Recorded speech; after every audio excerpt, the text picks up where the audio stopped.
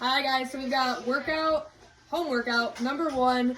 I know you morning people did yours. For the evening people, I'm gonna break this down for you, and we're gonna start with a warm up. I know it's easy to skip over this stuff, especially when you're at home, but please make sure you're getting in a little bit of a warm up before you go into any workout, right? That's the safe way to do it. So for this one, we'll start with our 3 movements that we do all the time in warm up, starting with active Samson, alternating legs. You'll go here for 30 seconds. And from there, we're gonna go into a hollow hold and get the core warmed up. So we're here, our lower back is pressed flat into the ground. We have our core nice and active and tight. Modification 1, modification 2, modification 3. From here, we'll go back into active Spider-Man, reach it nice and low. Again, we're doing each of these for 30 seconds. From here, back to our hollow hold, 30 seconds.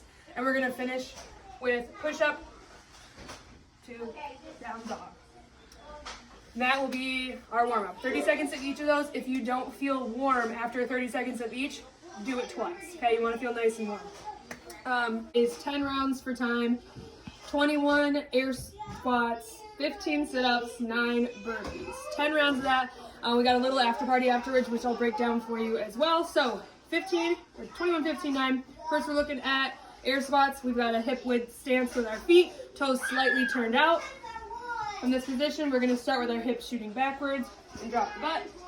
We want our hip crease to be below our knees, okay? Chest up the whole time, 21 air squats. From there, moving into the sit-up, a couple different variations of this, and we can change the level of difficulty as well. Usually you see the frog legs when we do them in the gym. This kind of isolates the core a little bit more. So touching the ground behind you, coming up to shoulders past the hips. You can bring your knees up to take a little relief off of the core. If you would like to make it more challenging, you can straighten the legs out, making sure that your feet stay flat the whole time. You can make this even more challenging if you wish by taking out your arms, okay? All right, and that puts us into the burpee. Burpees are going to be steady, controlled pace throughout the whole workout.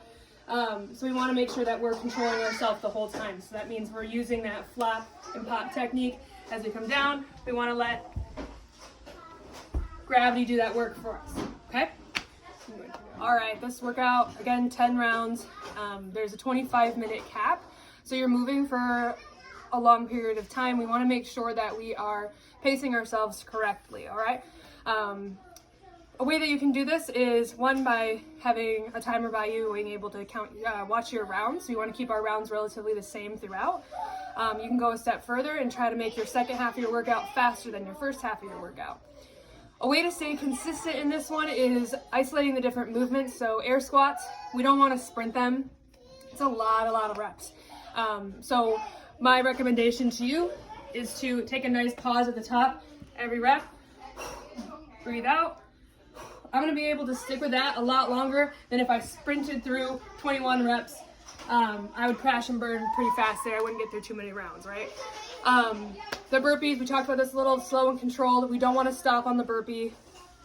And then we got our sit-ups, breathing, okay? So the biggest thing we wanna take away from this is we should be breathing throughout all of our movements and be conscious of how we're breathing, making sure that we're staying in control, not letting the movements control us.